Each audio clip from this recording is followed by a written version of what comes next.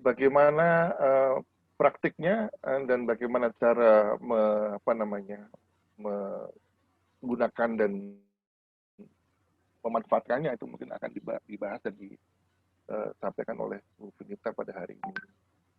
Baik, sebagai ucapan sambutan, saya ucapkan terima kasih ya kepada Mbak Vinita atas kerjanya untuk berbagi ya pada sore hari ini di Departemen Linguistik di FIP UI. Ya mudah-mudahan ini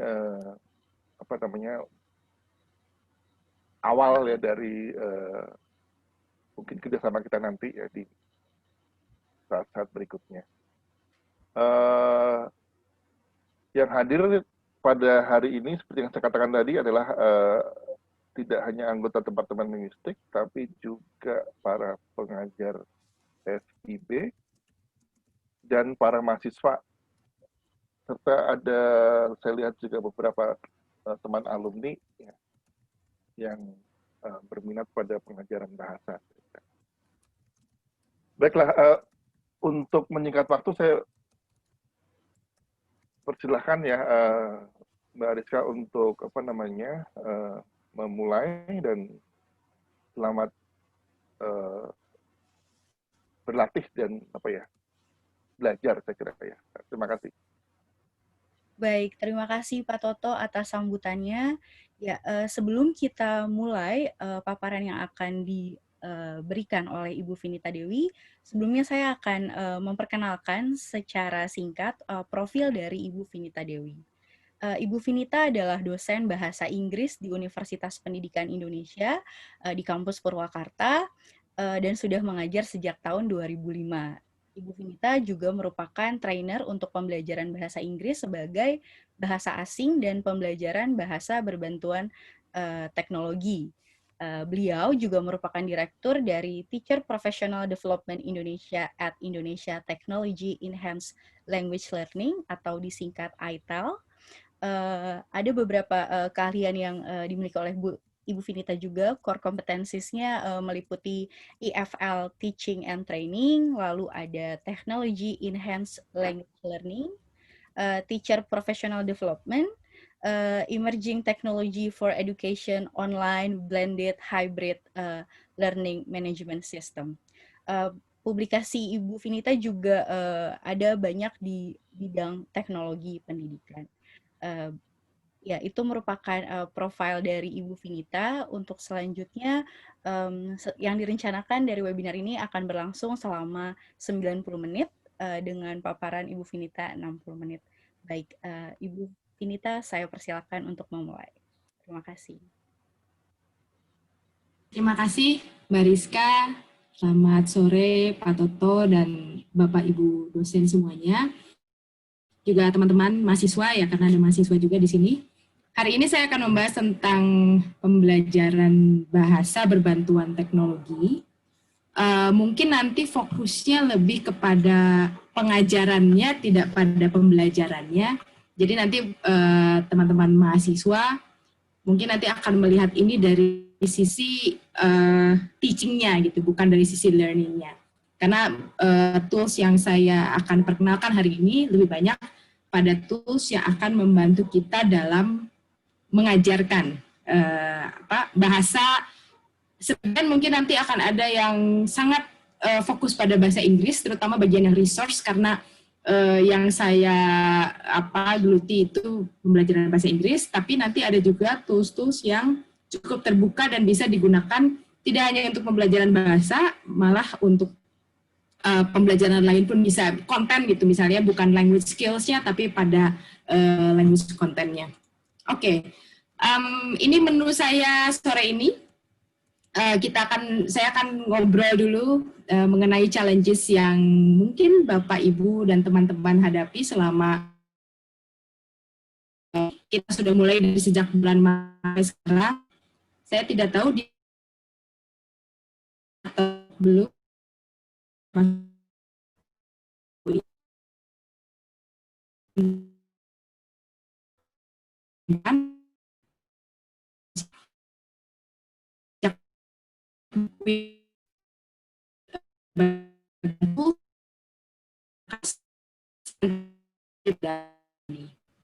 Nah, saya ingin mengajak Bapak Ibu untuk curhat sedikit di benak Bapak Ibu dan teman-teman. Ini boleh lihat dari sisi pengajar dan pembelajar ya. Apa ya 3 kata yang terasosiasi di kepala kita ketika mendengar kata PJJ selama pandemi ini. Silakan mengakses bit.ly/mendadak daring. Kita akan ngobrol di sini sebentar. Saya akan ketik ulang di chat.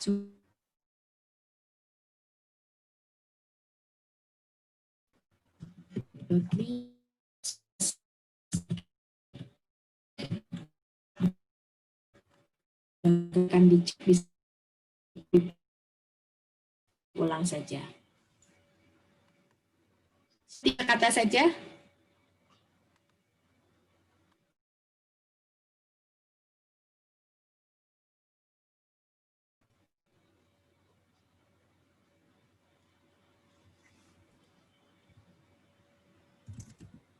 Kewalahan, oke, sudah ada 1.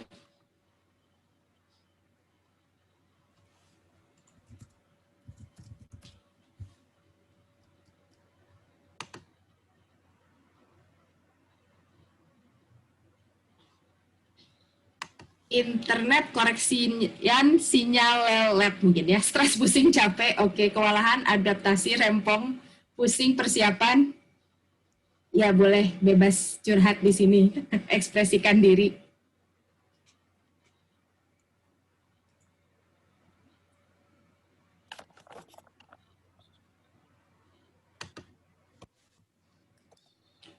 Sinyal lelet, yes, like sinyal challenge, menantang video, berusaha kerja keras, sabar pasti ini. Bisa satu-satu mungkin dimasukkan katanya, tidak langsung 3-3-nya.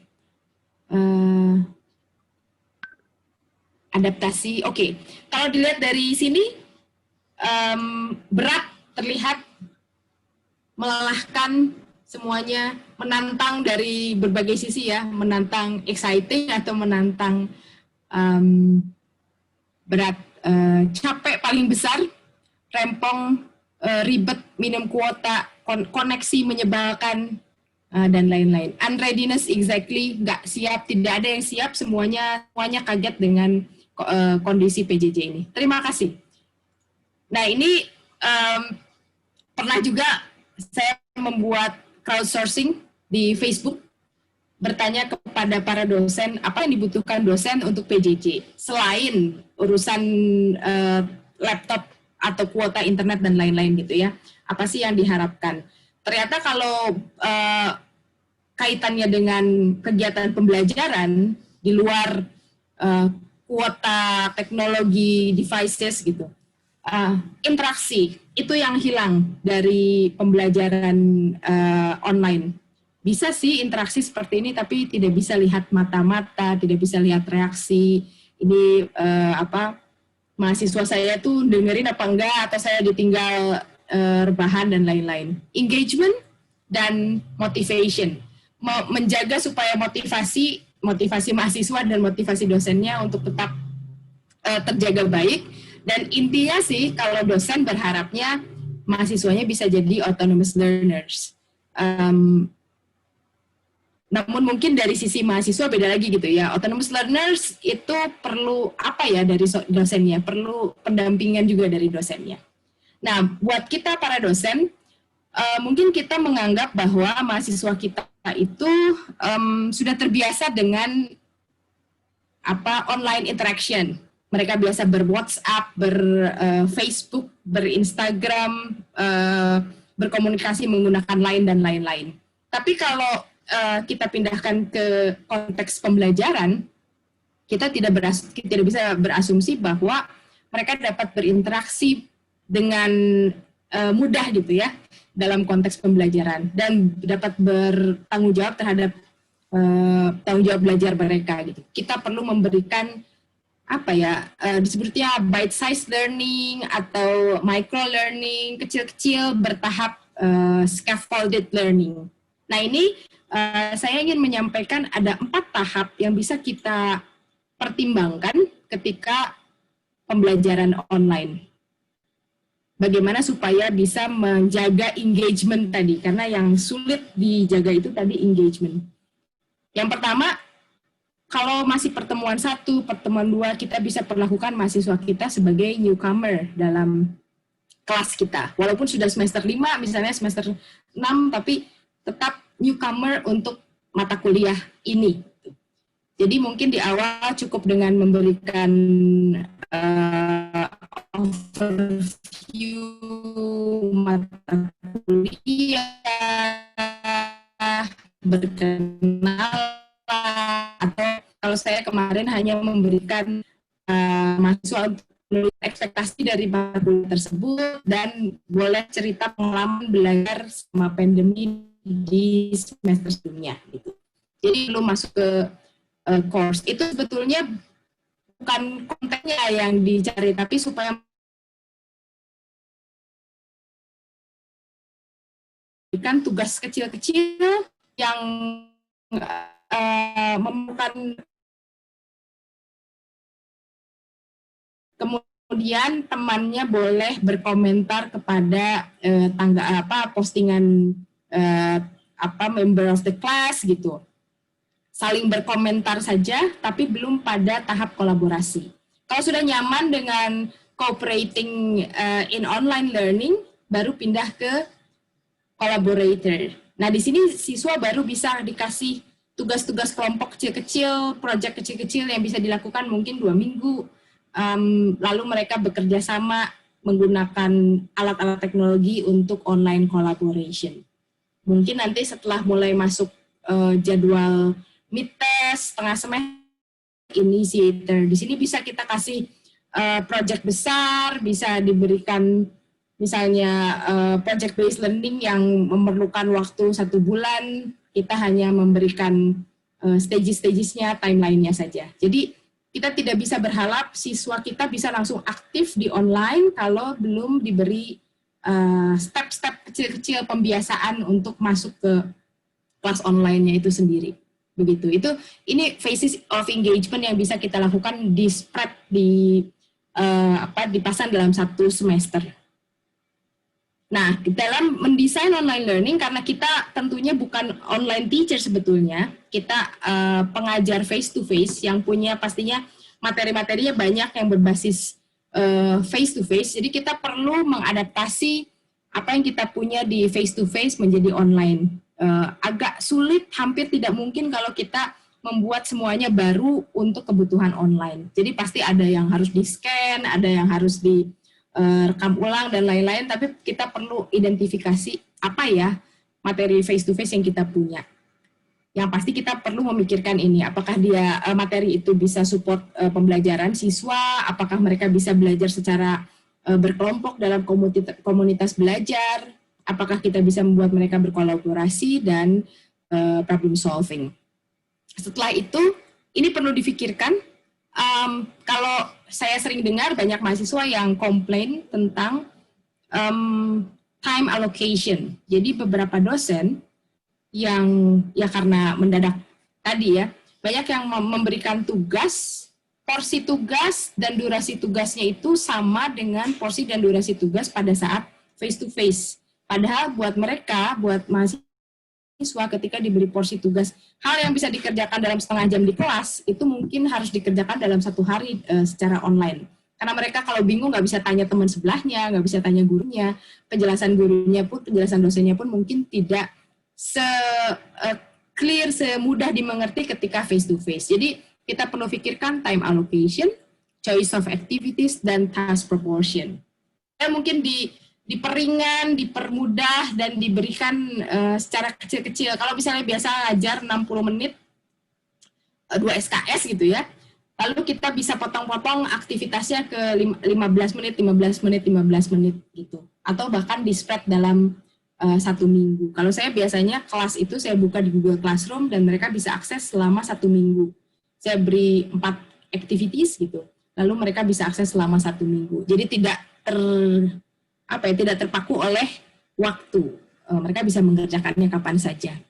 Lalu choosing the effective communication tools. Nah, ini nanti baru setelah kita memikirkan aktivitasnya apa, waktunya bagaimana, baru mau sinkronos atau mau asinkronos, mau langsung atau tidak, mau real time atau tidak.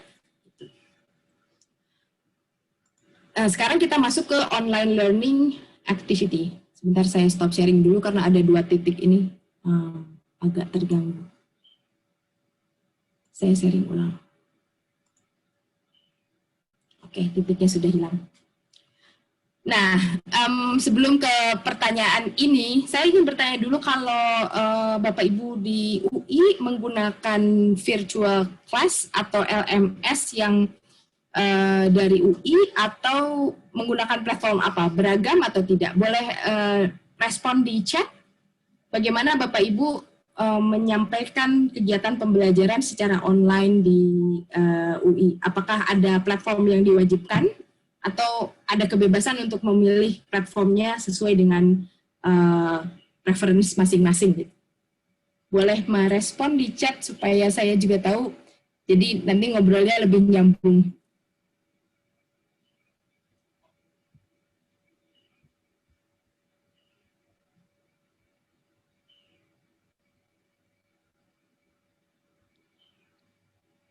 Oke, LMS UI disebut emas, didukung mungkin ini ya apa Moodle base ya Mbak Mimi. Semua menggunakan LMS UI ya. Oke. Iya betul Mbak.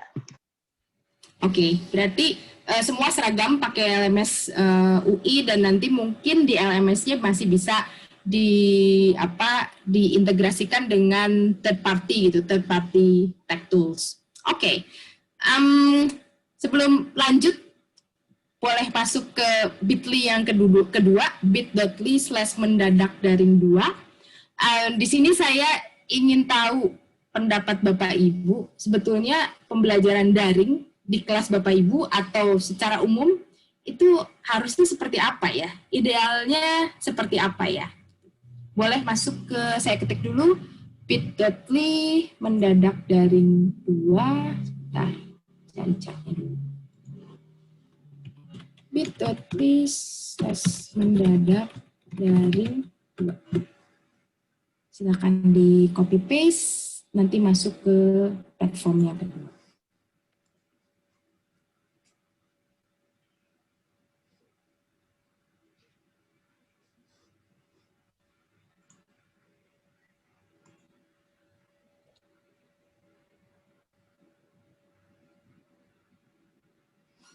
Oke, sudah ada 2, durasinya tidak terlalu lama, interaktif,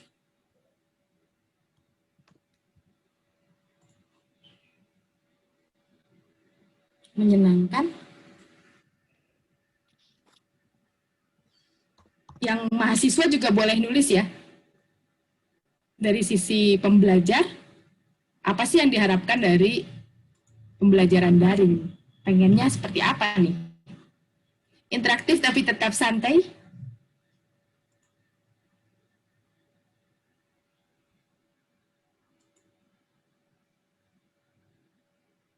Boleh juga menambahkan pro atau kontra di sini. Kalau sudah terwakili gitu, boleh menulis di sebelah sini. Plus untuk pro dan minus untuk cons.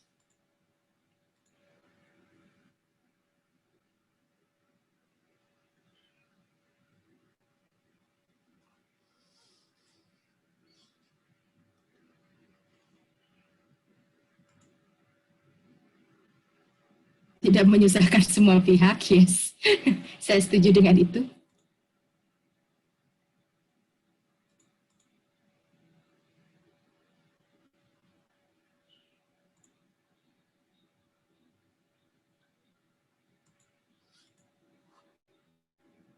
Oke, ya tadi saya sudah bahas juga bahwa online learning kalau secara yang ideal itu harusnya lebih tugasnya lebih pendek-pendek, bisa dilakukannya dalam waktu yang lebih fleksibel. Kemudian mahasiswa ketika mengambil mata kuliah online itu porsinya tidak sebanyak SKS yang diambil ketika mereka mengambil mata kuliah face to face.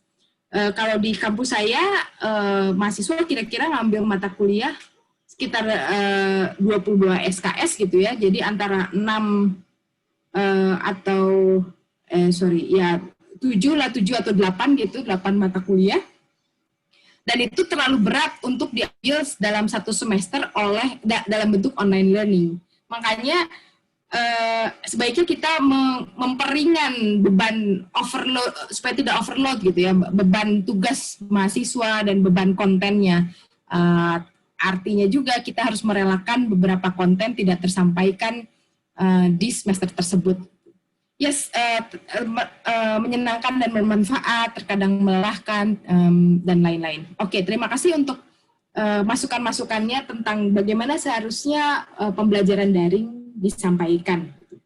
Ini idealnya begini, tapi mungkin bisa kita lakukan atau tidak karena dengan segala keterbatasannya tersebut.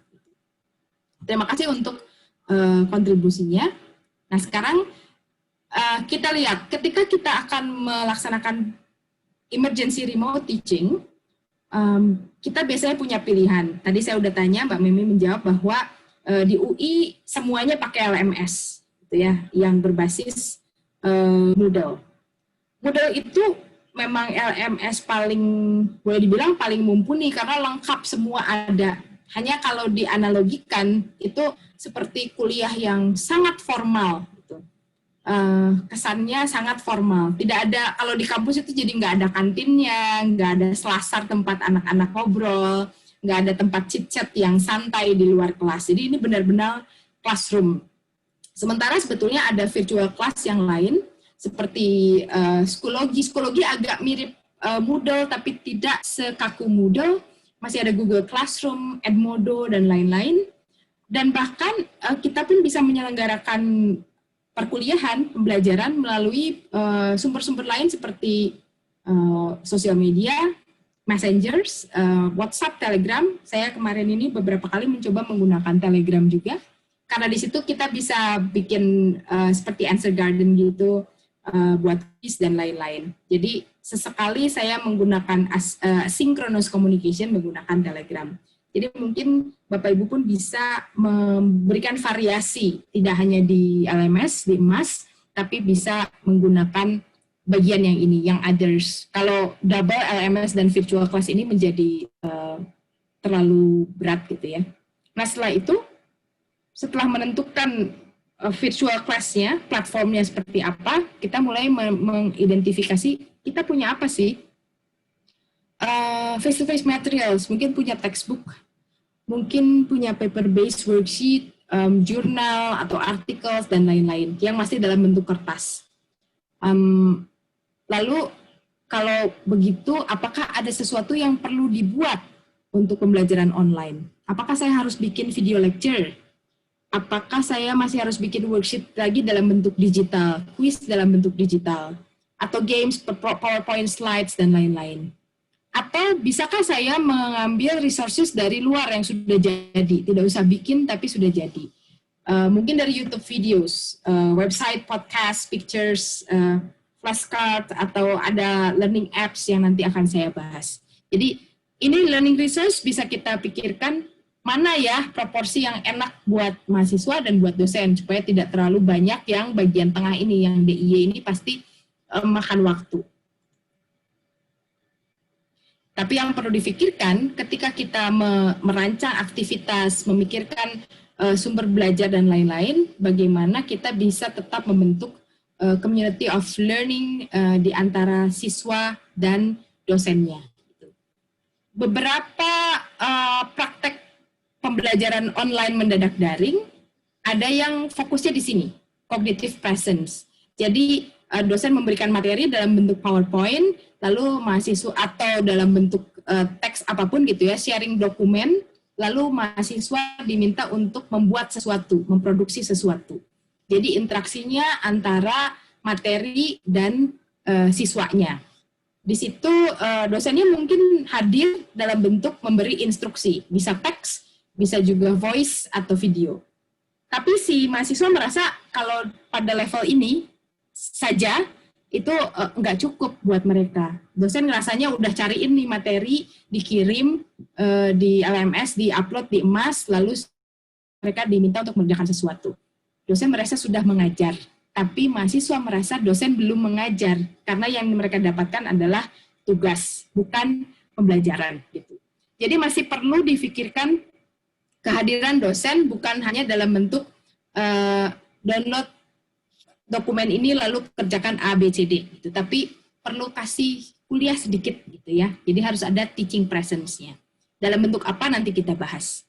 Nah kemudian ini memang saya akui sulit untuk dilakukan di bawah kontrolnya dosen gitu ya. Social presence, bagaimana siswa berinteraksi antar siswa dan kita tahu apa yang mereka bicarakan gitu. Kalau ngobrol di balik pembelajaran mungkin terjadi gitu. Cuman untuk membuat mereka bisa berinteraksi, berkolaborasi itu agak sulit. Nah sekarang dari beberapa hal yang kita perlu pertimbangkan dari mulai materinya, aktivitasnya, interaksi antar dosen dan mahasiswa dan dosen dan mahasiswa dengan mahasiswa, saya akan mengajak Bapak Ibu untuk window shopping. Saya akan mengkurasi beberapa alat teknologi yang sudah saya kategorikan berdasarkan ini, berdasarkan 3 presence ini, gitu ya. Jadi dari mulai nanti bagaimana menghadirkan teaching presence, lalu cognitive presence dan social presence. Nanti mungkin Bapak Ibu akan merasa overwhelmed, terlalu banyak, tapi justru ini, makanya saya mengajaknya window shopping, seperti ke mall, lihat-lihat, banyak sekali yang bisa kita lihat. Tapi di akhir mungkin Bapak Ibu akan memilih hanya 1 atau 2 saja yang cocok untuk kebutuhan Bapak Ibu. Saya mengkurasinya berdasarkan presence yang tadi. Oke, ketika kita bermain-main dengan teknologi, nggak bisa langsung dibawa ke kelas, itu eksplorasi dulu, experimenting, dicoba-coba dulu. Saya selalu punya akun guru dan akun siswa misalnya. Misalnya di Moodle di LMS saya selalu akses sebagai teachers dan juga sebagai student supaya saya bisa lihat bagaimana siswa mengakses dan tombol-tombol apa yang muncul di interface-nya siswa. Nah, setelah saya eksperimen baru implement. Jadi harapan saya nanti ketika Bapak Ibu mencoba pun seperti itu. Nah, kita mulai dengan teaching presence. Pertanyaan pertama, apakah Bapak Ibu menghadirkan diri, ada kehadiran Bapak Ibu dalam kegiatan pembelajaran itu dalam bentuk apa? Apakah video lecture, apakah audio lecture, atau text-based lecture? Bolehkah saya minta Bapak Ibu menjawab di kolom chat? Teaching presence-nya dalam bentuk apa? Video kah, audio kah, atau text-based?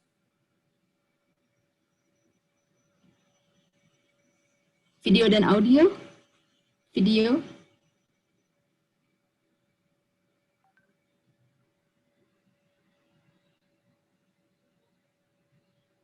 Oke, banyaknya video dan audio ya. Pertanyaan berikutnya adalah, apakah videonya itu direkam atau tayang real time sinkronis seperti sekarang ini menggunakan Zoom, Google Meet atau rekaman? Real time, oke. Gmeet direkam real time, oke, banyaknya real time 50-50, thank you. Real time untuk rekaman ada juga, oke.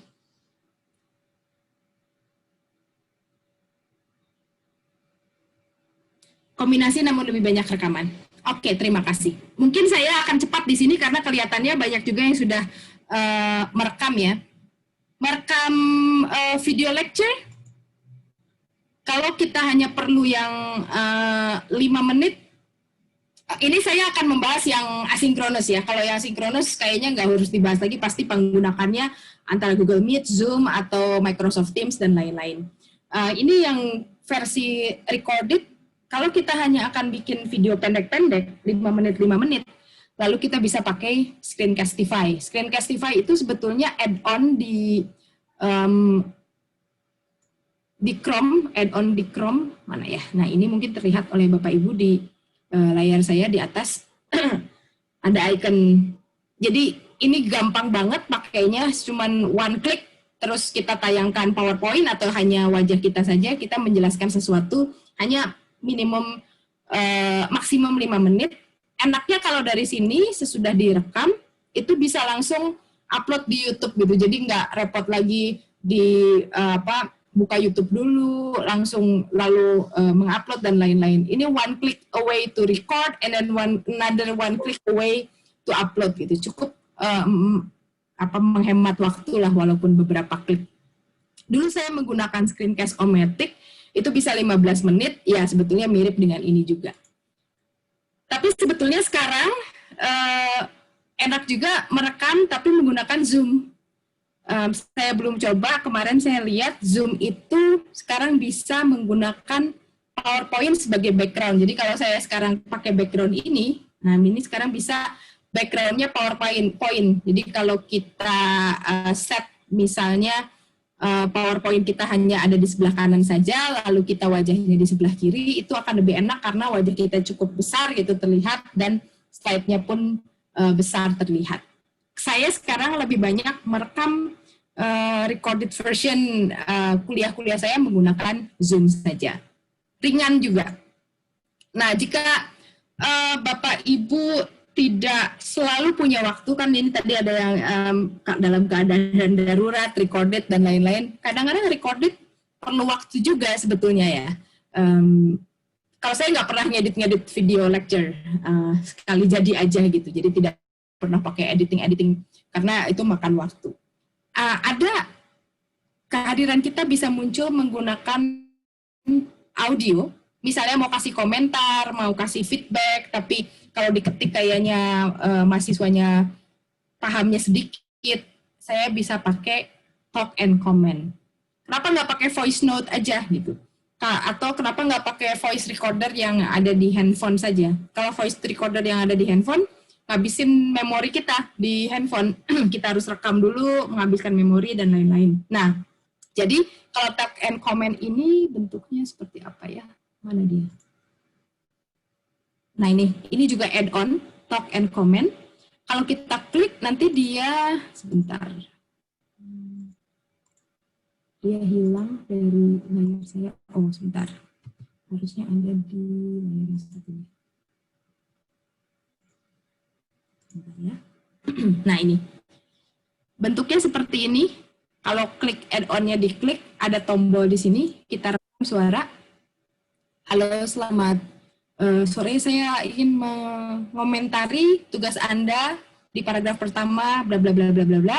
Kalau sudah, lalu kita akan mendapatkan link ini. Kita akan mendapatkan link ini, linknya tinggal di copy, bisa di paste di LMS itu. Jadi kadang-kadang kita lebih enak menyampaikan dalam bentuk voice, nah bisa pakai ini. Kenapa harus pakai ini? Enaknya tadi mahasiswa tidak harus mendownload, bisa didengarkan secara live. Kita pun tidak harus mendownload dan mengupload gitu.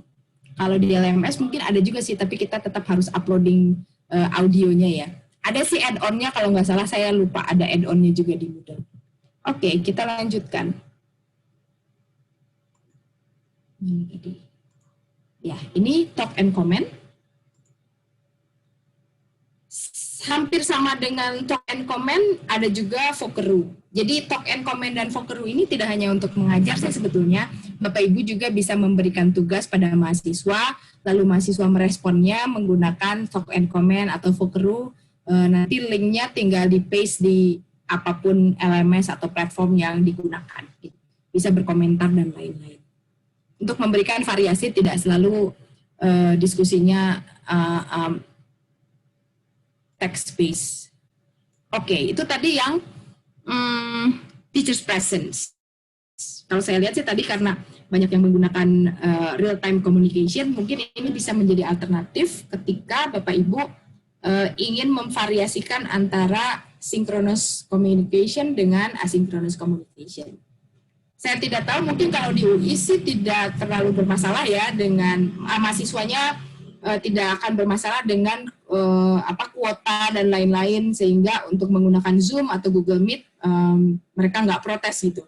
Kalau saya di UPI, karena saya mengajarnya juga di UPI-nya kampus Purwakarta, banyak mahasiswa yang dari daerah, mereka banyak yang protes kalau dosennya Zoom-Zooman terus gitu. Jadi kami berusaha mencari alternatif gimana supaya bisa lebih ringan. Nah ini jadi dosennya mulai pada bikin video lecture, diupload di YouTube, karena mengakses YouTube tentunya akan lebih ringan dan ada paket-paket kuota yang khusus untuk YouTube saja gitu.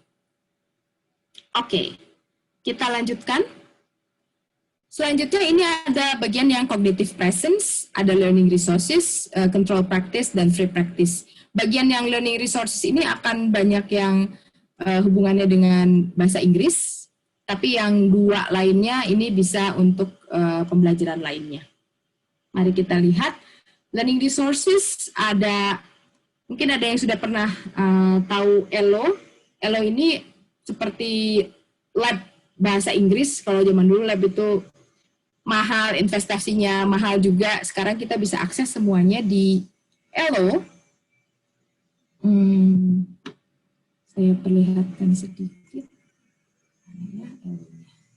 Oke, this is ELO. Ini ada audio lesson, ada video lessons. Hanya kalau yang video itu nggak banyak yang bisa diakses karena dia pakai Vimeo. Jadi kan Vimeo di ban di Indonesia ya, jadi nggak banyak diakses. Nah si ELO ini mengajarkan bahasa Inggris, tapi dengan penutur yang datang dari negara yang berbeda-beda. Jadi kita bisa pilih nationality-nya. Juga bisa dilihat dari topiknya. Nah ini misalnya country, mau orang yang berbicara bahasa Inggris yang asalnya dari mana. Gitu. Berbagai negara ada, termasuk Indonesia. Topiknya pun macam-macam, day-to-day topik sih, levelnya pun macam-macam, dan medianya ada audio, game, mixer, dan lain-lain. Kita coba satu saja, sebentar. Tidak usah lah ya, nanti bisa dieksplor sendiri. Nanti Bapak Ibu kalau tertarik mau mengakses ELO, di slide saya itu semua sudah ada link-linknya gitu. Enaknya ELO itu ada exercise-nya, ada script-nya, semuanya sudah integrated di sini. Jadi kalau mendengarkan nanti di sini sudah ada script-nya, ada quiz-nya. Ini sebetulnya bisa untuk self-study-nya mahasiswa. Tapi sebagian ada juga yang bisa nah ini karena di Vimeo kita nggak bisa play, ada juga yang bisa di-download. Jadi saya dulu pernah ketika saya masih pakai Moodle, saya download voice-nya, upload lagi ke Moodle, lalu kuisnya saya digitalkan, dipindahkan di kuisnya di Moodle. Itu pun bisa gitu. Jadi kalau membutuhkan listening exercise bisa ke sini. Nah yang kedua adalah TubeWizard. Kalau tadi ELO lebih banyak yang audio, sekarang TubeWizard ini video base. Sama, ada video, sudah diberikan level-levelnya, ada mau belajar apa, grammar kah, pronunciation kah, ada kategorinya, mau bisnis, education, dan lain-lain. Tapi ya semuanya juga bahasa Inggris gitu. Semuanya bahasa Inggris. Kalau kita klik,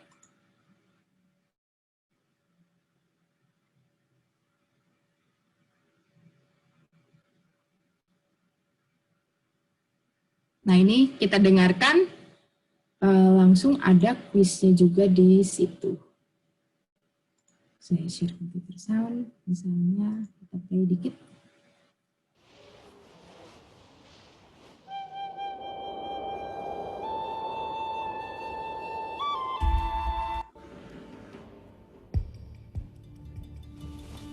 Jadi nanti kita menonton short movie-nya, lalu menjawab pertanyaannya. Langsung dicek. Ini lebih kepada self-study sih.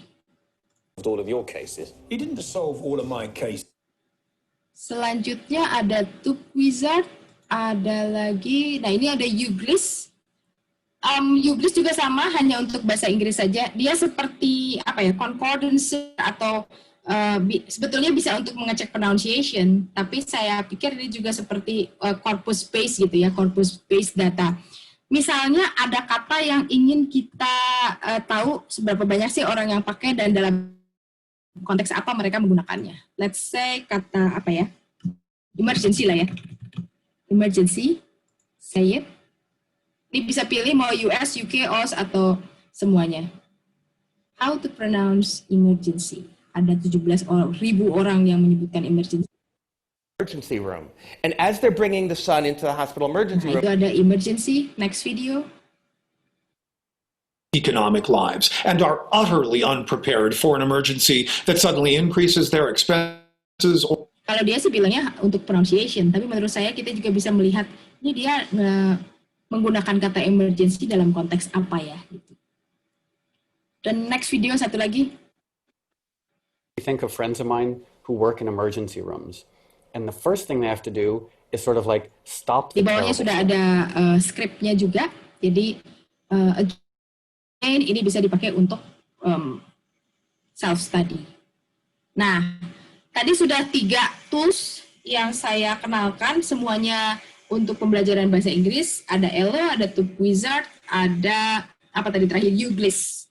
Nah, yang ini kalau Bapak Ibu yang mengajar bahasa lain selain bahasa Inggris bisa menggunakan Edpuzzle. Tadi sepertinya sudah ada satu yang menyebutkan video lalu digabungkan dengan Edpuzzle. Saya menggunakan Edpuzzle ini untuk 2 hal. Yang pertama, menggunakan Edpuzzle untuk mengambil video dari YouTube. Lalu saya ambil linknya. Nah, kita coba ya, misalnya YouTube. Emergency remote teaching. Saya search. Ini bisa search di Edpuzzle-nya, bisa juga search di YouTube-nya. Lalu, let's say kita ambil satu video pendek. Nah ini. Kemudian, kalau misalnya kita memberikan video, kadang-kadang kita suka bertanya, ini mahasiswanya nonton apa enggak ya? Gitu. Jangan-jangan di skip nih. So, kita bisa memberikan pertanyaan-pertanyaan di perjalanan video ini. HSB, and over our heads is a waffle slab. Sebentar. Nanti kita bisa tambahkan questions atau bisa multiple choice questions, bisa open-ended questions. Nah ini, questions, bisa multiple choice, bisa open-ended. Misalnya multiple choice, lalu bilang apa warna kaos pembicara yang ada di video. Kita kasih pilihannya hitam, merah, dan seterusnya. Save. Nanti ini pada detik pertama, lalu kita mau di detik selanjutnya memberikan pertanyaan lagi. Sebentar. Ini. Oke. Oke. Misalnya di detik kelima saya bikin pertanyaan lagi open-ended. Apa pendapat Anda tentang lalala? Save. Jadi selama menonton, siswa akan terganggu dalam tanda kutip untuk selalu menjawab pertanyaan-pertanyaan ini. Gitu. Sehingga kita pun bisa memastikan bahwa mereka menonton videonya dari awal sampai akhir. Karena mereka nggak bisa skip. Ada settingannya sih, apakah mau bisa skip atau tidak gitu ya. Mereka bisa tidak bisa men-skip kalau kita set itu.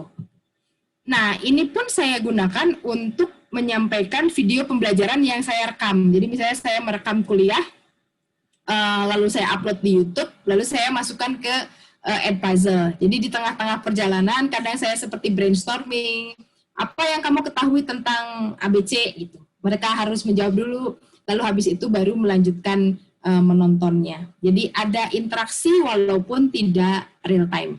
Itu yang bisa dilakukan oleh Edpuzzle. Jadi buat Bapak Ibu yang mengajar non bahasa Inggris bisa menggunakan ini Edpuzzle. Saya masih punya beberapa untuk bagian teaching presence. Ini adalah lirik training.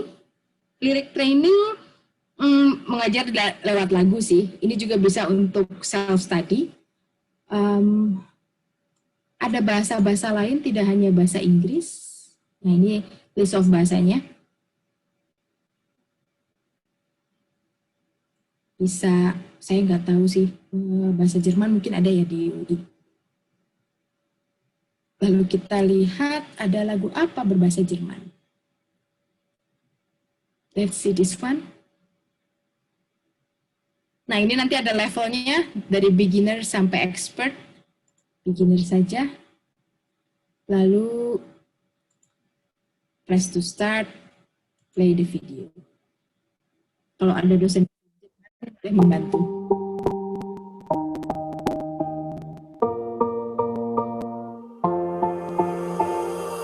Ich sitze hier draußen im Halbschatten. Die Sonne wärmt den. Nah, karena saya nggak bisa jawab, dia akan diem. Saya tidak tahu artinya apa. Dia bilang kata apa gitu ya. Tapi kalau misalnya saya ketik,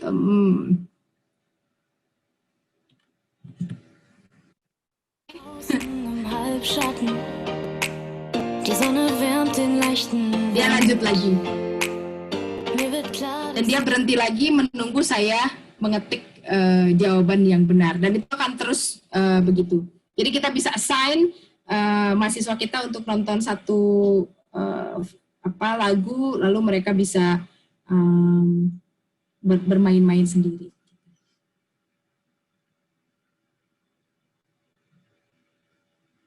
Oke. Ini saya nggak tahu jawabannya, nggak ada dosen itu ya. Sebentar, harusnya ada hint. Hint-nya di mana? Ada, kita bisa klik hint. Nah, bisa klik hint, tapi ada batasnya. Sonne wärmt den leichten Wind. Mir wird klar, dass ich kaum Zeit hatte. Und wer die dan seterusnya gitu. Nanti bisa pilih-pilih lagunya apa. Ini mungkin untuk memberikan apa ya, sisi tadi ada sisi flexibility, sisi menyenangkan, sisi ada pilihan untuk siswa. Kamu dengerin deh lagu ini, lalu coba cek berani pakai level yang mana dan lain-lain. Lalu mereka bisa compete dengan temennya atau mereka mencoba-coba. Karena nanti di sini ada skornya. Nah, ini yang bisa di screenshot ke dosennya. Minta screenshot aja berhasil berapa. Kalau mereka cheating gitu ketahuan karena mereka klik ininya failsnya berapa, hitsnya berapa dan lain-lain. Jadi nanti ketahuan sih skornya. Bisa dipakai untuk self study. Itu tadi lirik training. Sebentar, saya mau ngecek dulu. Di sini sudah berapa yang saya bahas. Ini tadi itu Wizard, Uglis. Nanti kalau Bapak Ibu mengakses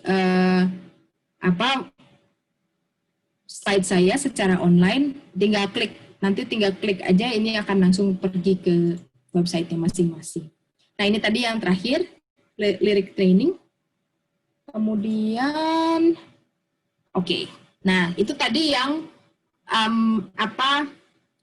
resources gitu. Ada sumber belajarnya, ada kontennya. Lalu kita bahas lagi yang control practice. Itu seperti quiz gitu. Saya nggak akan bahas banyak. Kayaknya pada ya icon-icon ini. Ada yang tahu nomor 1 apa? Icon apa? Kahoot. Oke, Kahoot. Cepat sekali, Bu. Nomor 2, ayo apa? Quizzes. Great, quizzes. Nomor 3. Quizlet. Quizlet. Quizlet, betul, Quizlet, that's right. Bu Rianti saya jawab. Nah, nomor 4. Ini nggak tahu banyak yang tahu. Kalau tahu hebat.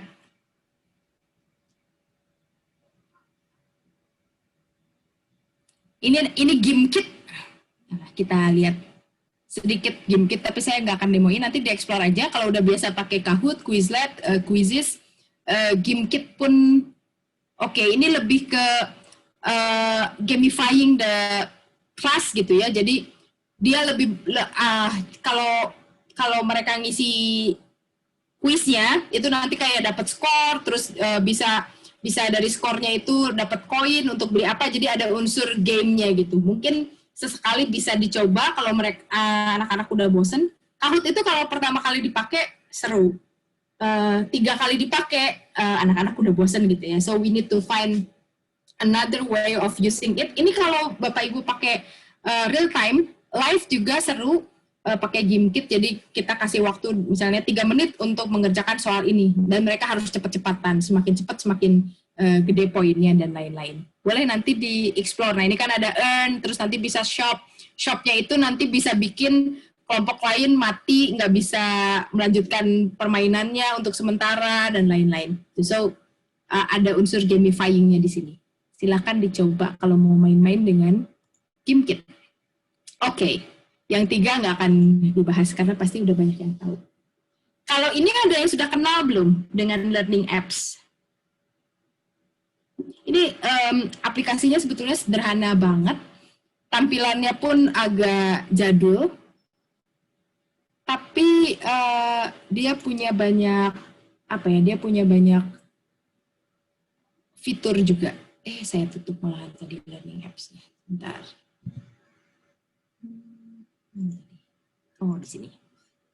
Learning apps.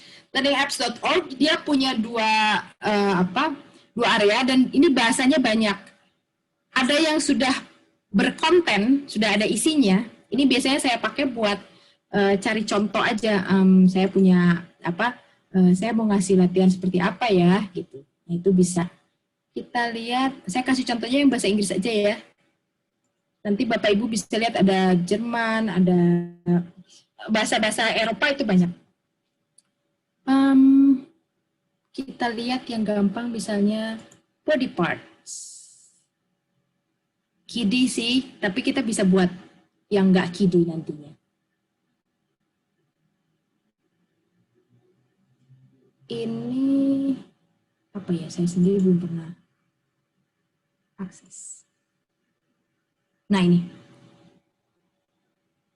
ada gambar, terus ini kan seperti multiple choice sih, gitu. Mana yang kita pilih, lalu cek, lalu next, muncul.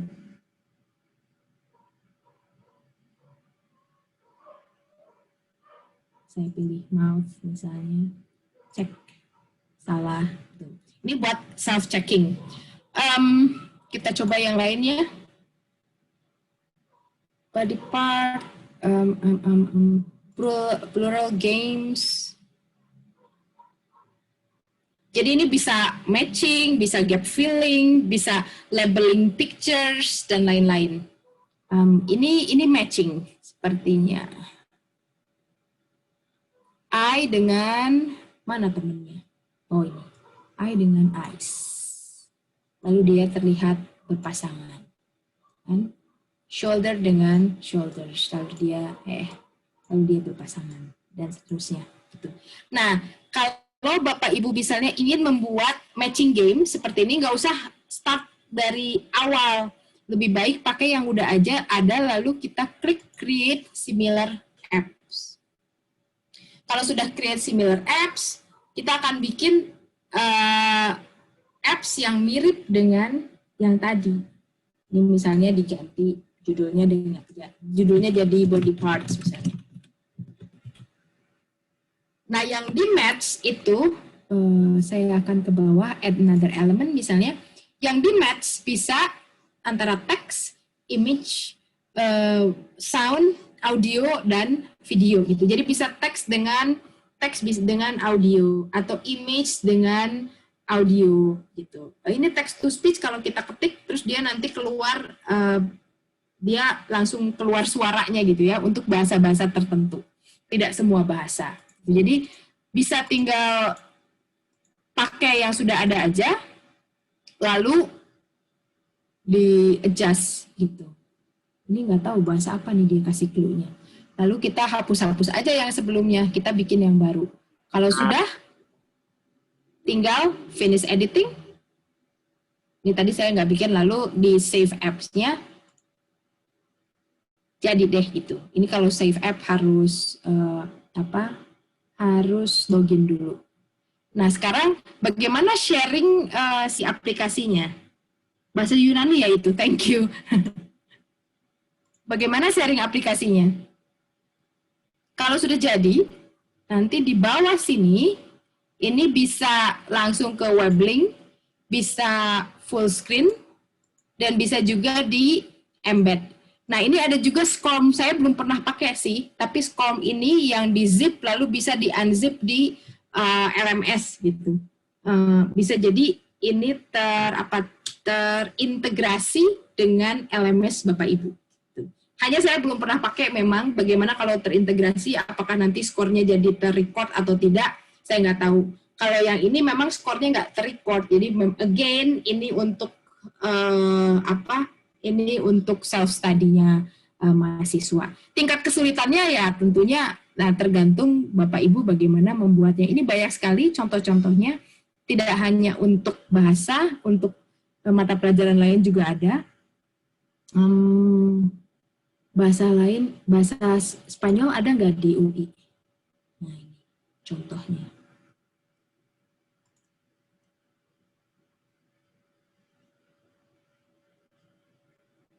Ini contoh audio dipasangkan dengan audio. Kita coba ya.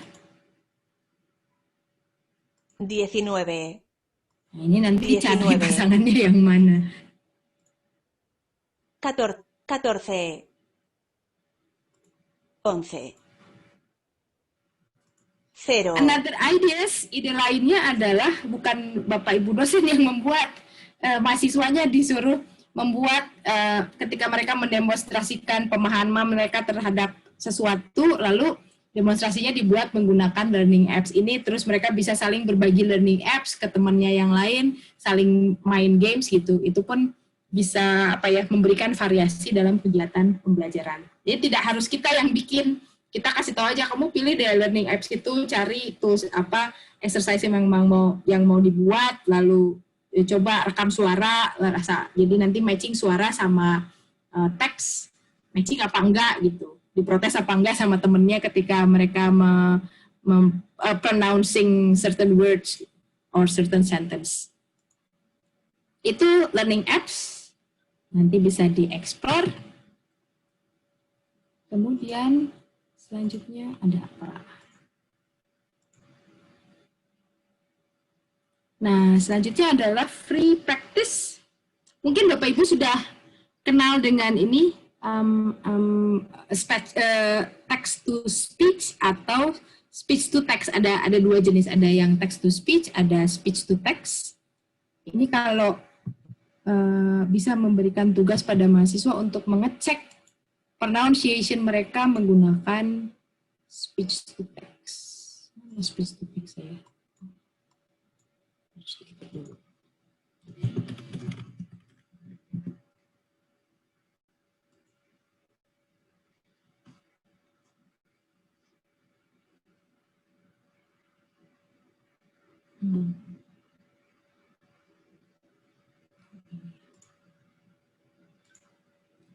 Ini juga rasanya bahasanya cukup beragam, kita lihat.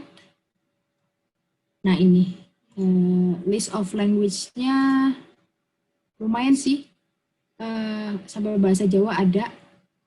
Jadi mahasiswa bisa bicara dalam bahasa yang disebutkan di sini, misalnya bahasa Inggris, lalu kita klik start, and then I will start speaking. Hello everyone, good afternoon. Today I'm talking about the integration of technology in language learning. Saya stop, nah dia mengetikkan dari mulai mana nih tadi. Nah ini, hello everyone, good afternoon, lalalala. Jadi mahasiswa kan bisa ngecek pronunciation saya benar nggak ya? Kalau saya bicara mesin bisa ngerti, berarti pronunciation saya benar. Tapi kalau saya bicara mesin aja nggak ngerti, then I have to practice my pronunciation gitu. Jadi bisa kasih tugas, speak to machine and see if they understand you. That's speech to text. Ada juga nanti kalau search text to speech, itu bisa juga untuk ngecek how to pronounce certain words gitu bisa.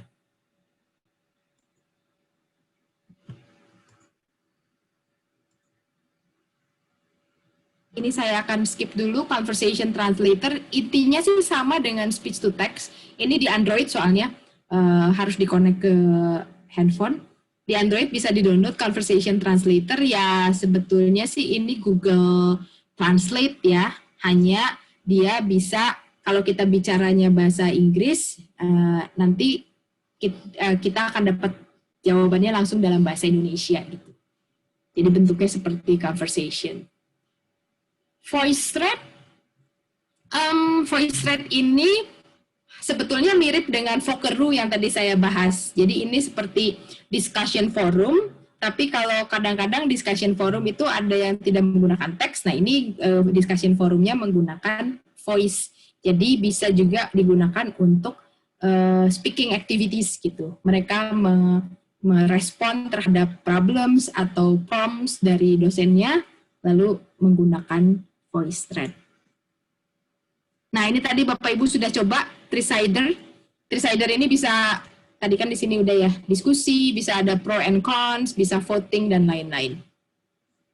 Itu bisa untuk free practice. Apakah sudah ada yang pernah pakai Flipgrid? Sudah, Mbak. Oke, Flipgrid itu bisa untuk speaking activities. Dan kalau gitu Flipgrid nggak akan saya bahas. Ada dua lagi. Readlang, mungkin ada yang sudah tahu, ada yang belum. Readlang ini sebetulnya another form of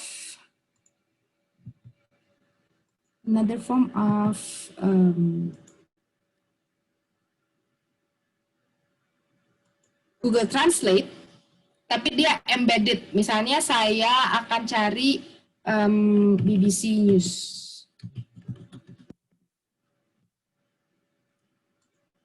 News.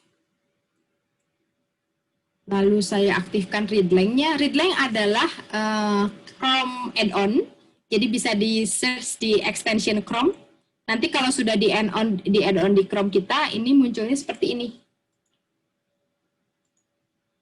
Ada icon R di atas ini. Saya akan aktifkan Readlang-nya. Saya akan buka satu teks.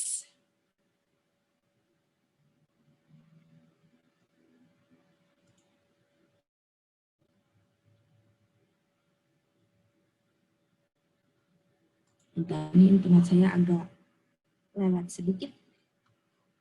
Si Readlang-nya nggak mau buka.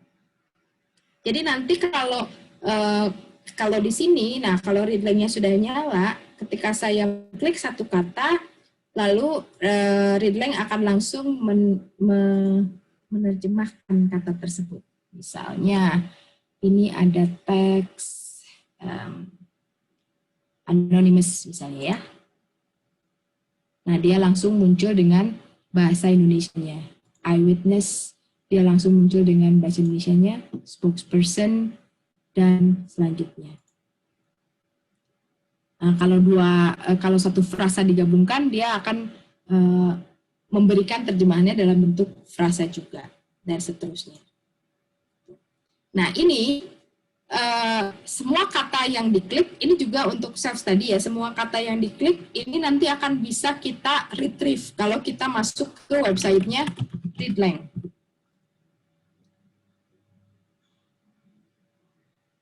Kita masuk ke websitenya Readlang. Nah, nanti dilihat di word list, tadi saya ngeklik mulai sini. Anonymous, eyewitness, spokesperson, dan interpretation. Sebentar. Kita bisa dengarkan suaranya, atau kita klik, lalu action, kita pindahkan ke practice flashcard. Nah, ini kita gunakan untuk latihan vocabulary. Itu. Interpretation apa ya, ingat enggak? It's just for self-learning. Jadi nanti kita bilang, ini saya tadi ingat enggak katanya, not at all, dan seterusnya. Jadi kita punya list of words yang pernah diklik tadi di di website manapun. Ini list of word yang selama ini pernah saya klik ketika saya menggunakan readlang. Gitu. Bahasanya tidak hanya bahasa Inggris, dari bahasa yang macam-macam ini ke bahasa yang macam-macam ini. Gitu ya. Mengenai akurasi, kalau itu konten spesifik, tentunya ya sama aja dengan Google Translate ya. Tidak semuanya hasil terjemahannya akurat, tapi ini bisa dijadikan alternatif untuk siswa. Satu lagi selain readlang, ada namanya summary box. Saya matikan dulu readlangnya. Nah ini kotak kecil ini namanya summary box. Dia bisa summarizing teks yang ada di website.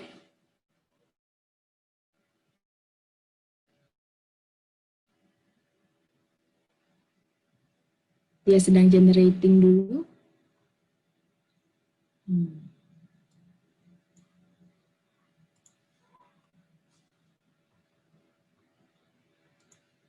Agak lama internet saya nggak stabil.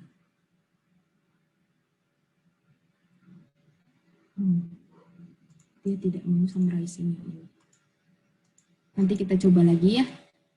Yang ini sebetulnya harusnya kalau misalnya dia work well, itu bisa digunakan untuk memberikan summary terhadap satu teks gitu. Jadi tadinya misalnya teks panjang, dia summarize, sebetulnya hanya main ideas atau main sentence-nya saja gitu. Oke.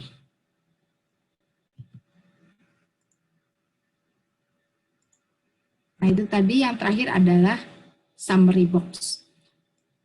Saya stop dulu di sini, mungkin ada Bapak Ibu yang mau berkomentar, bertanya, atau saya sudah pernah pakai tadi, kayaknya udah ada yang pakai Flipgrid, ada yang udah pakai yang lain gitu. Kira-kira jika ada komentar atau pertanyaan, silahkan sebelum saya lanjutkan.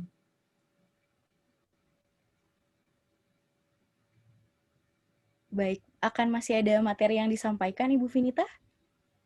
Sedikit lagi sih, hanya satu bagian saja, bagian yang artificial intelligence. Saya pun mau ngecek dulu apakah sudah ada yang kenal atau enggak, karena ini kebanyakan untuk bahasa Inggris sebetulnya, AI-nya, karena saya juga nggak explore, karena tadi nggak tahu bahasa yang lain, saya tidak explore AI untuk bahasa yang lain. Ini ada AI yang bisa digunakan untuk membantu kita, bukan membantu kita menulis, tapi seperti kalau kita mau nulis kan biasanya brainstorming sama orang ya. Saya mau nulis topik A gitu. Lalu kita brainstorming dengan orang. Nah, si essay bot ini bisa sama kita diajak brainstorming. Apa sih yang kamu tahu tentang topik tertentu? Saya akan tetap pakai emergency remote teaching saja. Ini namanya essay bot.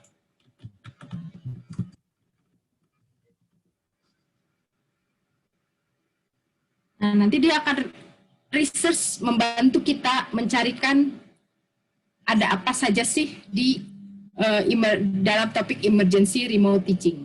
Nah, dia ada paragraf kayak gini, plan online, bla bla bla, atau ada paragraf kayak gini. Kita bisa pilih-pilih mau memulai tulisan kita dengan paragraf yang mana. Let's say ini deh, karena kelihatannya depannya enak. This word is undergoing so many changes. Lalu saya klik start with this.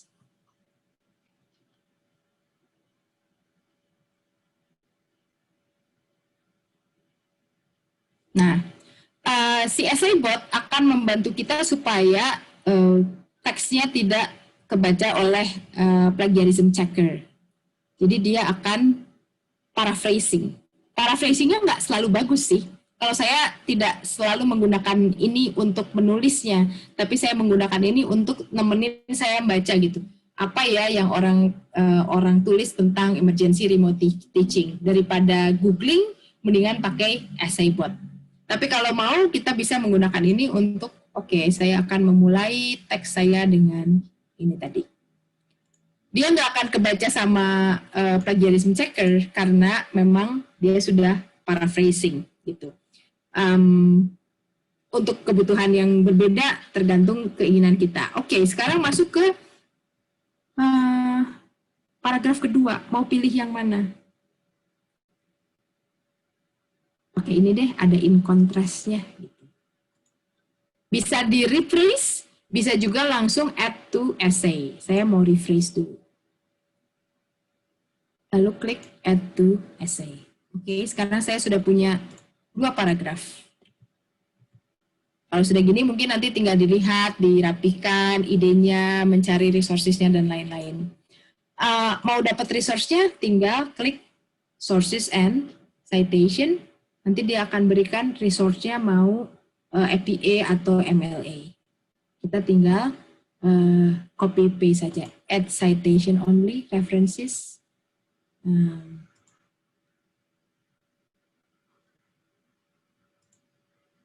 Oke, and then add citation. Seperti ini. Referensinya langsung jadi. Begitu. Bukan untuk menulis sih, tapi justru untuk buat saya ini untuk brainstorming. Bantuin saya brainstorm apa ya yang orang lain katakan tentang emergency remote teaching misalnya. Gitu. Ini essay bot, kalau yang mengajar writing bisa juga diajak mahasiswanya untuk menggunakan essay bot dan menganalisa tulisan mesin kayak apa. Untuk bahasa lain, kalau bahasa Indonesia saya pernah coba. Kita coba ya. Misalnya pembelajaran daring di Indonesia.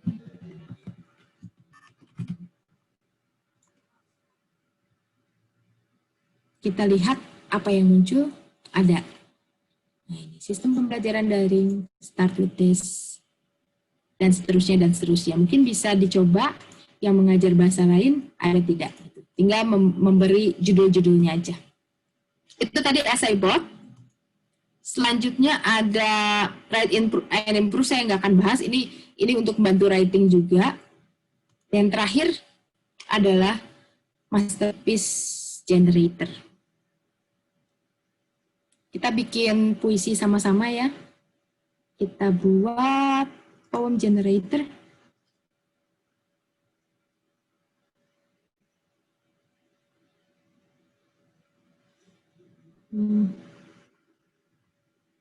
Mau poem apa?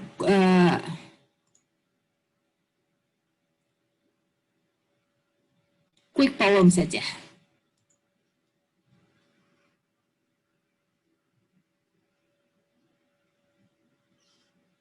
Oke, bantu saya membuat poem ini. Atau mau happy, sad, atau angry? Angry. Angry, okay. What gender is the person the poem is about? Male or female?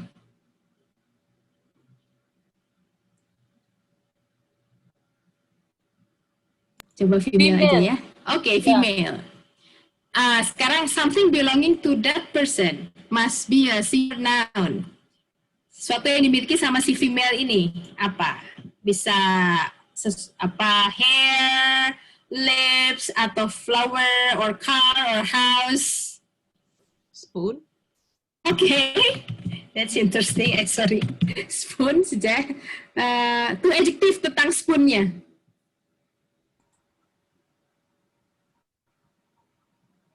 Shiny. Silver. Alright, shiny and silver. Want to know finally what's the name of your pen name? Kita kasih UI aja ya. Write me a poem.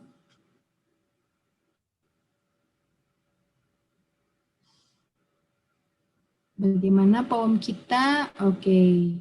The Shiny and Silver Spoon. Itu karena pendek ya, very quick poem. Tapi kalau kita bikin yang panjang tadi, bisa jadi ada story, ada, nah ini kalau kita pakai yang haiku misalnya, can be a longer poem, acrostic. Nanti dia bisa membuatkan akrostik dari, let's see, vertical verb phrase to use in acrostic. Two nouns related to the subject, yang kayak gini-gini. Ini kan panjang, nanti hasilnya akan lebih panjang gitu. Ini bisa dicoba-coba Malah teman saya ada yang pernah iseng bikin surat cinta karena ada love poem, narrative poem. Itu tadi baru yang poem. Ada letter generator, nah ini. Ada yang bikin surat terus dikirimin ke orang, sudah orangnya termehe-mehe, lalu dia bilang itu yang bikin mesin. Love, leave your lover, itu mau bikin surat to leave your lover, itu juga bisa confess your love dan lain-lain.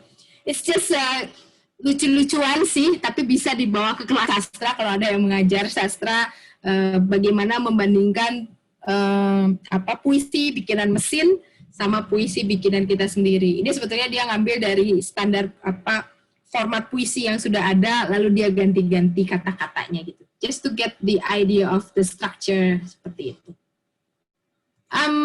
Oke, saya akhiri dengan dua artificial intelligence ini saja. Kalau tertarik melihat yang write and improve, nanti bisa eksplorasi sendiri. Nah, di ujung saya cuma mau bilang bahwa saya tahu saya memberikan kurasi teknologi cukup banyak. Sebagian sepertinya Bapak Ibu udah cukup canggih ya. Kalau tadi saya lihat udah banyak tech tools yang Bapak Ibu kenal.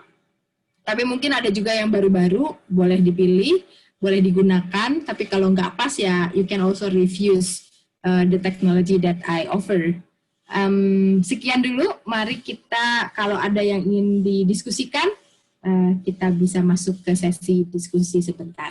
Terima kasih. Saya kembalikan ke moderatornya. Baik, terima kasih Ibu Vinita. Sungguh pembahasan yang sangat komplit ya. Kita mulai tadi dari tantangan, lalu Ibu Vinita juga menampilkan seperti real-time survey ya, mempertemukan antara pengajar dan juga mahasiswa yang hadir di webinar ini. Menarik, lalu ada perancangan pembelajaran, juga aktivitas ada juga tentang teaching, cognitive and presence, social presence, maksud saya itu. Lalu juga kami diajak untuk window shopping, begitu istilah yang digunakan oleh Ibu Vinita. Mungkin ini lebih tepatnya screen shopping begitu ya Bu ya.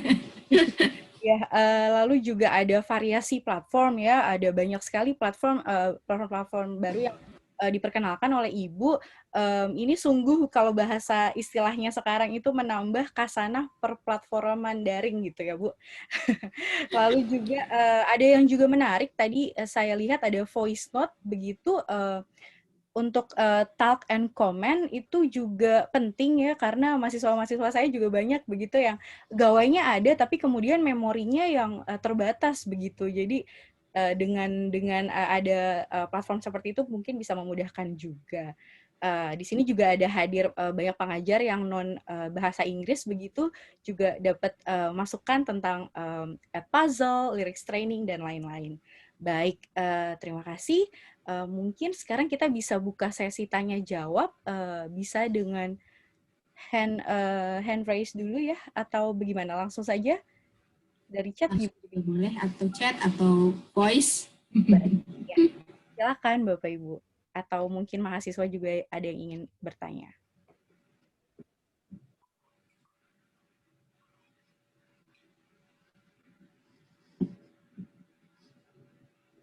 Iya. Apakah ada pertanyaan, diskusi? Adakah yang baru pernah ditemukan nih toolsnya? Karena sepertinya para dosen ini udah cukup canggih. Tadi sudah muncul beberapa aplikasi yang saya sebutkan juga kayak Edpuzzle, ada yang sudah pernah, Flipgrid sudah pernah. Ada yang ada aplikasi yang baru kah yang kira-kira bisa digunakan di kelas Bapak Ibu? Maaf, selamat sore. Saya Rizky, pengajar Jepang, mengajar bahasa Jepang. Sebetulnya ini bukan aplikasi baru, tetapi masih add-ons dari Google juga. Kemarin itu saya baru sadar kalau ternyata memang kita butuh papan tulis ya untuk berinteraksi dengan siswa. Jadi sebetulnya belakangan belum sempat saya pakai ya full ya, tetapi saya berencanakan pakai Jamboard, bisa mengadres atau pernah menggunakan atau bisa mengomentari bagaimana kalau ternyata kita menggunakan Jamboard? Google Jamboard itu bisa pengganti whiteboard, tapi si anak-anak nulisnya barengan di board yang sama gitu ya. Kalau misalnya Bapak ingin ini akan digunakannya live atau sinkronus apa asinkronus? Sinkronus ya, terutama mungkin soalnya. Tapi kalau untuk asinkronus mungkin karena kan kami di Jepang ada aksara kanji atau hiragana atau kana ya, hiragana katakana. Jadi untuk melatih urutan menulis, terus udah gitu menunjukkan ada radicals misalnya ya, kayak gitu-gitu. Mungkin kami mungkin malah bisa pakai ini Pak. Pernah dengar whiteboard V? Whiteboard V. Ini saya tampilkan di layar whiteboard V. Nah ini bedanya dengan Jamboard. Kalau Jamboard itu kan semua siswa nyoret-nyoret di board yang sama ya. Iya betul. Nah, kalau whiteboard V, ini asik kalau kita pakai sinkronus. Misalnya whiteboard V digabung dengan Zoom. Seperti semua anak pegang whiteboard sendiri-sendiri. Mereka di handphonenya masing-masing gitu. Terus Bapak mau minta mereka menulis satu huruf kanji gitu. Semua menulis, nanti di layar Zoom itu misalnya ada 20 siswa, berarti akan ada 20 kecil-kecil whiteboard-nya siswa gitu. Jadi bisa pakai ini. Terima kasih, ini alternatif yang menarik dan sepertinya berguna ya. Terima kasih ya Pak. Ya, terima kasih Mbak. Ini jadi kayak gini nih tampilannya kurang lebih. Jadi semua anak punya whiteboard sendiri, dia nggak akan ganggu whiteboard orang, tapi kita satu kes bisa lihat semua apa yang terjadi di whiteboard 20 orang itu gitu. Coret-coret dan lain. Menamai whiteboardnya masing-masing gitu ya, untuk menginginkan jawaban gitu ya. Bisa gitu. Jadi alternatif kuis juga ya Mbak ya? Iya, bisa kuis misalnya Bapak bilang kucing gitu, lalu mereka suruh bikin huruf kanjinya gitu. Iya. Dalam bahasa Jepangnya kucing gitu. Iya gitu. Terus mereka menggambar huruf kanjinya gitu bisa. Nanti terus Bapak bisa lihat, oh iya sih, di highlight gitu. Oh si ini benar, ditampilkan full whiteboardnya, yang ini oke, dan lain-lain. Yang ini perlu diperbaiki, bisa langsung dikasih feedback. Itu bisa sih. Saya nggak kepikiran, berarti buat yang perlu coret-coret bisa pakai ini. Biasanya math gitu yang perlu. Oke Pak, terima kasih. Terima kasih Mbak. Sama-sama Pak Rizky. Mbak Vinita boleh bertanya? Boleh. Ya, saya mau tanya, kalau untuk kegiatan diskusi kelompok, apakah ada aplikasi yang bisa digunakan ya? Karena misalnya kalau untuk Flipgrid itu kan memang membantu sekali, tetapi videonya kan setiap mahasiswa satu ya. Padahal ada kegiatan yang mereka bisa saling berinteraksi begitu. Saya terpikir apakah misalnya menggunakan Zoom, mereka diskusi kemudian direkam, tapi mungkin saja Mbak Vinita tahu ada alternatif lain yang lebih praktis. Ini malah yang tadi nggak saya tunjukkan. Voice thread itu bisa, jadi kalau Flipgrid kan kayak bikin video, tapi mereka sendiri-sendiri gitu kan, bikin videonya nggak integrated satu sama lain. Ya, nah betul. Kalau di voice thread, jadi memang seperti discussion forum. Misalnya, ini contoh aja. Steve Jobs. Ini mahasiswa saya minta untuk mengomentari salah satu yang ada di gambar ini gitu. Nah, ini I think he's crazy. I have watched his biography movies. Nah, temannya bisa menanggapi dengan reply. Dan reply-nya itu bisa dalam bentuk video, bisa bentuk audio, bisa juga bentuk teks gitu. Gurunya, dosennya pun bisa menanggapi dalam bentuk multimedia ini gitu. Sehingga nanti bentuknya lebih kayak diskusi, ada reply, kelihatan reply-nya di sini. Dan saya reply di sini.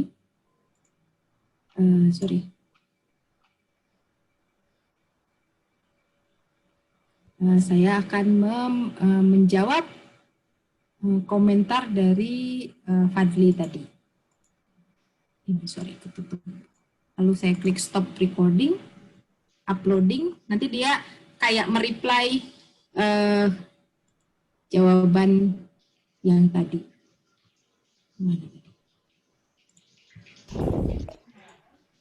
Tadi saya nggak reply kayaknya.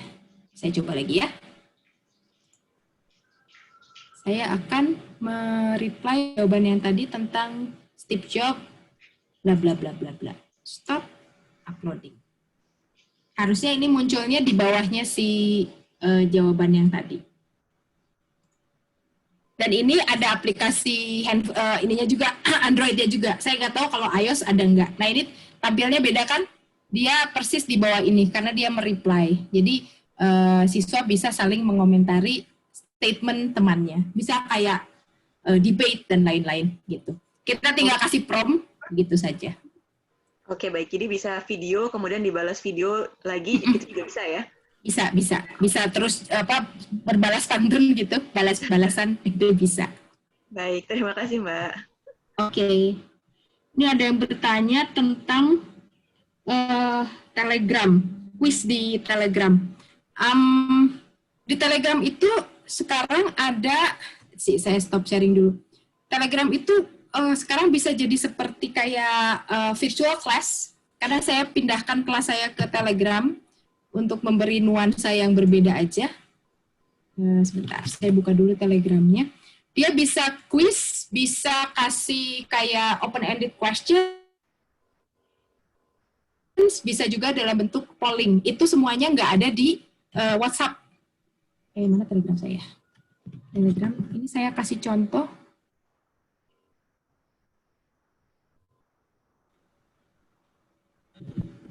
Oke, ini sudah terbuka Telegramnya. My lab. Saya share screen lagi ya. Semoga sudah terlihat Telegramnya. Nah, quiz itu, sebentar, mana quiz? Nah, jadi model pembelajaran saya kayak gini. Saya kasih, ini sebetulnya screen capture dari PowerPoint, lalu saya kasih voice gitu. Ada screen capture lagi voice, itu yang biasa. Lalu kita mulai masuk ke diskusi. Nah ini ada comment bot namanya. Jadi si Telegram itu dia punya bot. Saya kasih pertanyaannya di sini, nanti siswanya jawab, ini di grup gitu ya, siswa jawabnya klik komen. Dia akan pergi ke sini. Ini juga bisa reply-replyan, tapi text based ya. Nah, seperti ini. Ini pertanyaannya, lalu ini jawabannya. Mereka bisa saling mereply, mengomentari, dan seterusnya. Itu contoh yang open-ended question. Yang quiz, sebentar. Harusnya, ini saya juga gabungkan dengan Tricider. Kok quiznya nggak ada ya? Oh ini. Nah ini saya klik start this quiz. I'm ready.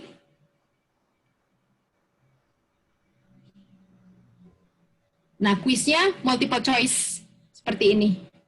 Ini bisa maksimum 10 pertanyaan. Bisa maksimum 10 pertanyaan dan langsung dapat correct answer-nya. Hasilnya nanti kalau di kelas itu ada statistiknya. Sebentar. Nah, statistiknya kayak gini. Siapa yang paling cepat gitu, siapa yang paling cepat dan benar semua dan seterusnya. Yang ngerjain siapa setidaknya jadi ketahuan siapa aja yang mengerjakan. Gitu. Cuman kekurangannya dia nggak bisa ngecek misalnya si Retno ini kok yang benar cuma satu, yang salahnya yang mana, nggak bisa ngecek. Caranya saya punya video tutorialnya sih, cuman kalau mau explore tinggal, kalau mau bikin quiz tinggal ke quiz bot di Telegram. Nah ini quiz bot. Nanti di situ ikutin aja start bikin quiz. Kalau mau yang open ended ke comment bot. Nah ini juga sama, tinggal start bikin comment botnya. Kalau mau video tutorialnya nanti saya bisa share lewat Pak Toto nanti. Gitu, itu yang Telegram. Jadi siapa yang bertanya?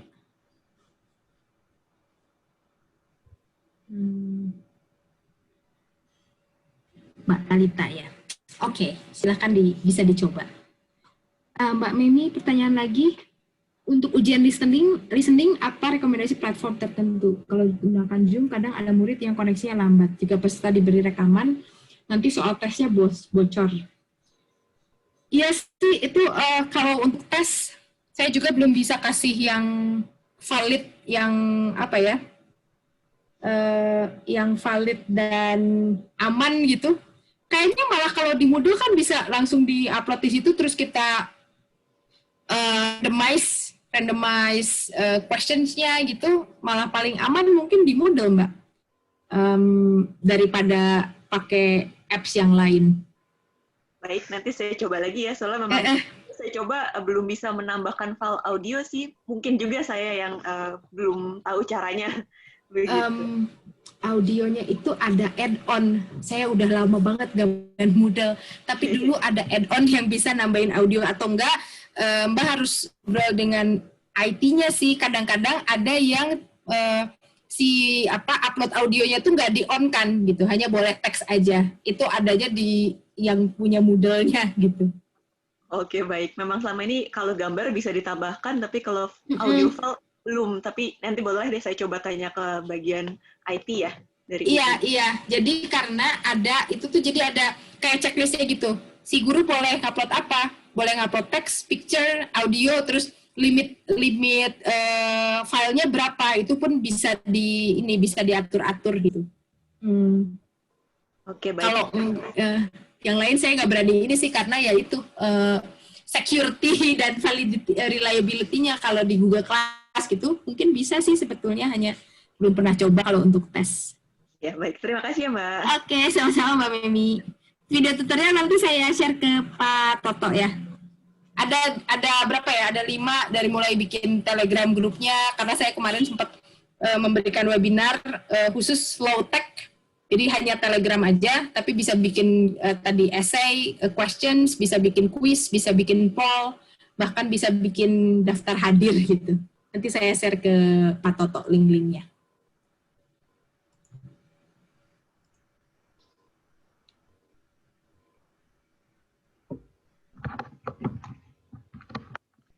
Baik, ada lagi kah? Ada pertanyaan lagi? Mungkin satu pertanyaan terakhir ya. Apakah ada? Iya, sepertinya tidak ada, Ibu Vinita. Oke.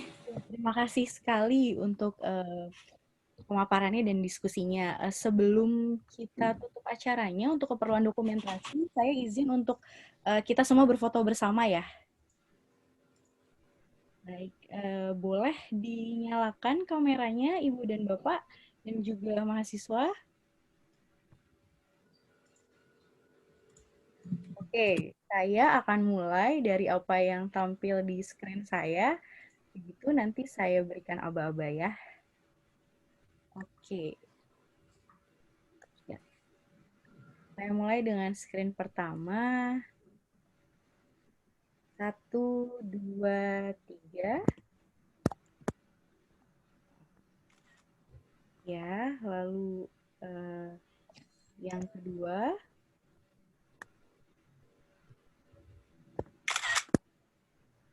Yang terakhir, yang ketiga, 1, 2, 3. Baik. Ya, terima kasih Bapak dan Ibu. Terima kasih juga Ibu Vinita atas kesediaannya sudah mampir untuk berbicara tentang pembelajaran daring ini di UI. Oke. Terima kasih semuanya. Terima kasih Mbak Vinita ya. Iya. Mbak Vinita. Terima kasih Mbak Vinita. Terima kasih Sama-sama. Mbak. Terima kasih. Nanti untuk akses link slide-nya sudah ada di Pak Toto ya, mungkin bisa di-share karena di situ ada link-linknya semua. Baik, nanti saya akan share kepada teman-teman yang membutuhkan. Okay, if you've done, Sarah will upload. Oke, baik. Kalau begitu, Ibu Sonya ada ya sebagai host? Ada, ya. Gimana Pak? Ya, jadi kita sudah selesai hari ini ya, berarti ya? Ya, baik. Oke. Sekali lagi terima kasih ya Bu Vinita ya. Terima kasih sama-sama Pak Toto, Bapak Ibu semua. Di UI ya. Mudah-mudahan bermanfaat ya untuk teman-teman semua. Dan Bu Vinita tetap sehat dan selalu sukses ya. Amin. Amin, amin. Amin, sama-sama. Sehat semua. Amin. Baik, terima kasih. Ya, oke. Baik, Ya, terima sampai kasih. jumpa semuanya ya. Ya, sehat semua. Ya.